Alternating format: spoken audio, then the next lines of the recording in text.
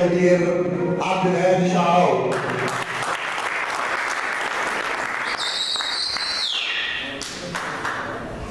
بتاع افراح ما تنفعش غير بتاع يا عم يا عمنا. السلام عليكم. أنا لست شاعر ولكن نحن مشاعر تنبض من قلب شاعر لكي تجمعت فيها المشاعر لصاحبة المشاعر الشاعرة بالفضل. وعشان عمنا النساوي بقول معروف بفن الزمن لكن من اشتكتها عرفت لغة الأدب وكتبتها أسجال وأنا من عشق الأدب ولا عمره عنه مال وعشان عم السجن قلت أنا الموال. كل اللي انتهى بس عايز أعتذر الشموع تنطفي والمشاعر ما بتختلف. كل اللي بينا انتهى بس عايز اعترف ان الشموع بتنطفي والمشاعر ما بتختلف.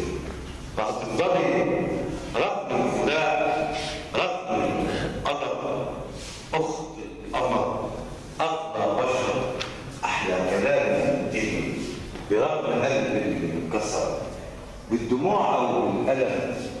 اي قصه حب لازم تنتهي وبالالم انتهت بك قصتي.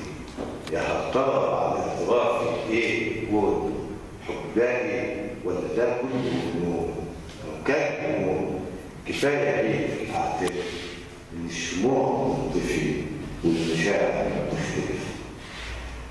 المستحيل اني اشوفك وابتعد عن مجلسك لاني عاشق ضحكتك حسب راس العيون بين الجفون ساعه ما ايدي بتلمسك وبتحضنك بلقى اهاتي كلها ملهاش مكان. بلقى ايام مليان غرام عمري ما شفته في دنيتي ولا في المنام. والمستحيل اني اصوم عن الكلام. ازاي اصوم والكلمه من قلبي حياه؟ ازاي اصوم والكلمه من قلبي مرار؟ يا ريت يعود العمر واكتب من جديد ساعتها اكتب بقلبي حب جديد وشوق لقلبك يزيد.